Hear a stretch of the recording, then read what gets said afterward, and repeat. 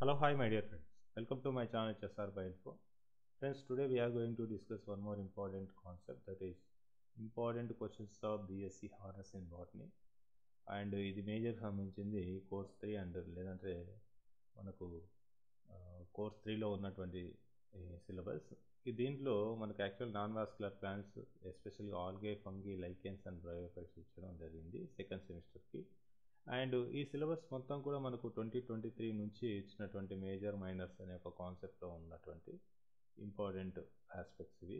ఇక్కడ మనం మొత్తం 20 క్వశ్చన్స్ పిక్ చేయడం జరిగింది మొత్తం 5 యూనిట్స్లో. దానిలో నుంచి కనుక మీరు చదువుకొని పోతే ఆల్మోస్ట్ 60% మినిమం గాను, ఒకవేళ మన లక్ బాగుంటే 100% క్వశ్చన్స్ మనం పిక్ చేసినటువంటి ఇంపార్టెంట్ క్వశ్చన్స్లోనే వచ్చే ఛాయిస్ అయితే ఉంది. సో ఈ క్వశ్చన్స్ అన్నీ కూడా మనకు ఏపీలో ఉన్నటువంటి అన్ని యూనివర్సిటీ స్టూడెంట్స్ కామన్గా యూజ్ చేసుకోవచ్చు. Okay, right. Next go for the next కనిపిస్తే ఫ్రెండ్స్ చూడండి, this is my mobile number 9390730576. ఇదే నెంబర్కి మనకు వాట్సాప్ ఉంటుంది, అదేవిధంగా టెలిగ్రామ్ ఉంటుంది.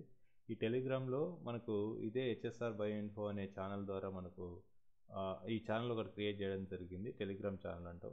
దీనిలో మనకు సంబంధించినటువంటి videos, new updates and materials available ఉన్నాయన్నీ కూడా పోస్ట్ చేయడం జరుగుతుంది. వాటన్నిటిని కూడా మీరు ఫ్రీ యాక్సెస్గా యూజ్ చేసుకోవచ్చు. అండ్ కమింగ్ టు ది, చాలామంది స్టూడెంట్స్ అడుగుతూ ఉంటారు, ఆల్మోస్ట్ నేను చాలా క్వశ్చన్స్ చేశాను. ఇక్కడ చూస్తే మీకు తెలుస్తూ ఉంటుంది చాలా రకాల ప్లేలిస్ట్లు అయితే ఉన్నాయి.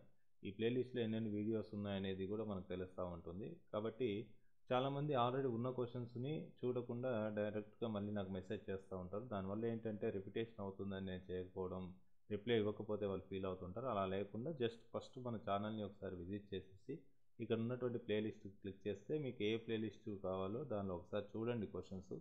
అండ్ ఏదైనా ఆన్సర్స్ కావాలంటే అక్కడ ఒకవేళ లేకపోతే నేను ఖచ్చితంగా మీకు నెక్స్ట్ వీడియో చేయడంలో హెల్ప్ చేస్తాను.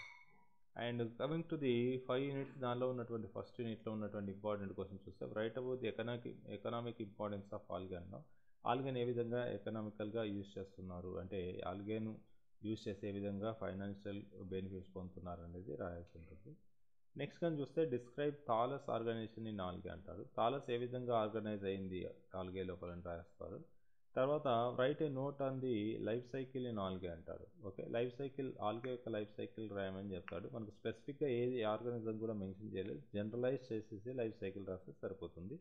నెక్స్ట్ కానీ చూస్తే right A short note on cell structure of algae, లేదంటే ఫ్లాజెల్ ఆఫ్ ఆల్గే, లేదంటే reserve food material of algae. ఇవన్నీ కూడా మనకు షార్ట్ క్వశ్చన్స్కి వచ్చే ఛాయిస్ అయితే ఉంది. మనకి ఇక్కడ ఇచ్చినటువంటి క్వశ్చన్స్ మ్యాక్సిమం లాంగ్ క్వశ్చన్స్ ఉంటాయి, వీటిలో నుంచే మీకు షార్ట్ క్వశ్చన్స్ కూడా వచ్చే ఛాయిస్ అయితే ఉంటాయి. కమింగ్ టు ది యూనిట్ 2, దానిలో ఉన్నటువంటి first important question, write about civil cultivation of chlorella. Chlorella అందరికీ తెలుసు, మనకు అగ్రికల్చర్లో కూడా క్లోరెల్లా యూజ్ చేస్తారు. మనకు మోర్ బెనిఫిట్స్ ఉన్నాయి. ఏ విధంగా దీన్ని కల్టివేట్ చేస్తారు, అంటే దాని యొక్క రిక్వైర్మెంట్స్ ఏంటి, ఏ విధంగా తీసుకొని చేస్తారు అనేది రాయాల్సి ఉంటుంది. నెక్స్ట్ కనుక చూస్తే డిస్క్రైబ్ బ్యాసిలోఫైసియే అంటున్నాడు. బ్యాసిలేరియోఫైసియే, దీని గురించి కంప్లీట్గా డిస్క్రైబ్ చేస్తే సరిపోతుంది.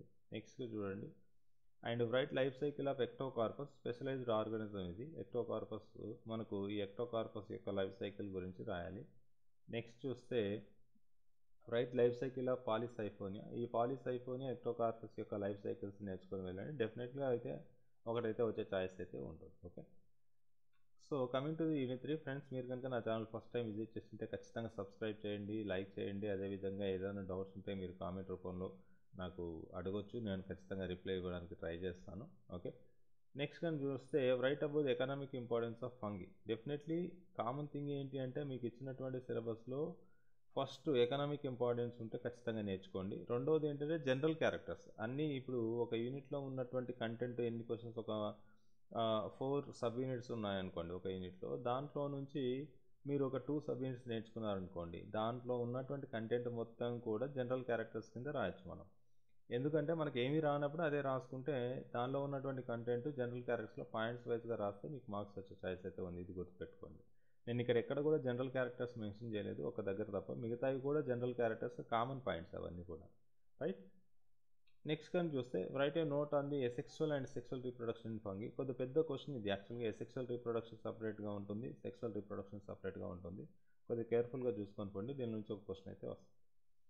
Next write about nutrition in fungi. ఫంగస్లో న్యూట్రిషన్ ఏ విధంగా, ఫంగై ఏ విధంగా ఫుడ్ని తీసుకుంటుంది, ఏ విధంగా గ్రోత్ అవుతుంది అనే దాని గురించి రాస్తే సరిపోతుంది. Next last question of the unit 3, write short note on the heterothallism and parasexuality. ఈ రెండు డిఫరెంట్ కాన్సెప్ట్స్, బట్ వీటిని మనకు షార్ట్ క్వశ్చన్స్లో అడిగే ఛాయిస్ అయితే ఉంటుంది.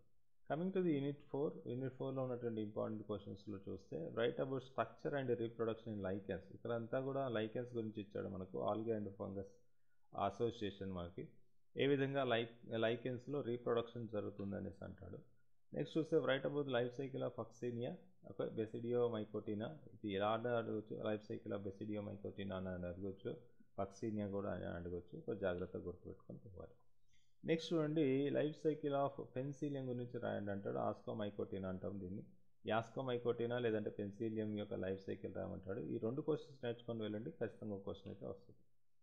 నెక్స్ట్ ఉండి write about economic importance of lichens. Definitely ఇంతకుముందు చెప్పినట్టే ఎకనామిక్ ఇంపార్టెన్స్ అనేది ప్రతి యూనిట్లో ఇంపార్టెంట్.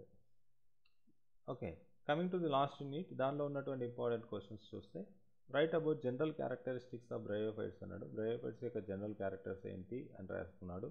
ఇది ఇక్కడే కాకుండా మీరు లైకెన్స్ కానీ, ఫంగస్ కానీ, ఆల్గే కానీ అన్నిటి యొక్క జనరల్ క్యారెక్టర్స్ జస్ట్ చూసుకొని వెళ్ళండి. లేదు మేము చదువుకోలేదంటే ఆల్గేలో ఏం చదివి ఉంటారో మీకు ఏం గుర్తుందో అవే పాయింట్స్ వైస్గా రాస్తే జనరల్ క్యారెక్టర్స్ అయిపోతుంది. ఇన్ కేస్ మనకు జనరల్ నేర్చుకున్నప్పుడైతే ప్రాపర్ రాయాలి, లేదంటే ఇలా రాసినా కూడా మీకు మార్క్స్ కొంత వచ్చే ఛాయిసెస్ ఉంది. నెక్స్ట్ చూస్తే రైట్ అబౌట్ అనాటమీ ఆఫ్ బ్రయోఫైట్స్ని కనుక కట్ చేసేసి మైక్రోస్కోప్లో చూస్తే ఏ విధంగా కనబడుతుందో that is called as anatomy అంటాం. ఈ అనాటమీ గురించి రాయండి అని చెప్తా ఉన్నాడు. Write about the evolution of sporophytes in బ్రయోఫైట్స్లో మనకి యాక్చువల్ స్పోరోఫైట్స్ ఉంటాయి, అవి ఏ విధంగా ఎవాల్వ్ అయినాయి, ఎవల్యూషన్ ఏ విధంగా జరిగిందనే దాని గురించి రాయండి అంటారు.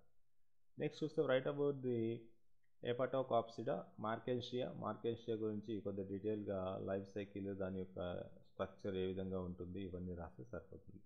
సో ఫ్రెండ్స్, ఇవి మనకు ఉన్నటువంటి 5 యూనిట్స్, దానిలో ఉన్నటువంటి ఇంపార్టెంట్ క్వశ్చన్స్. డెఫినెట్గా ఈ క్వశ్చన్స్ చదువుకొని వెళ్ళండి, మీకైతే ఖచ్చితంగా హెల్ప్ చేస్తుంది. అండ్ మర్చిపోకుండా నా ఛానల్కి సబ్స్క్రైబ్ చేయండి, మీ ఫ్రెండ్స్కి షేర్ చేయండి.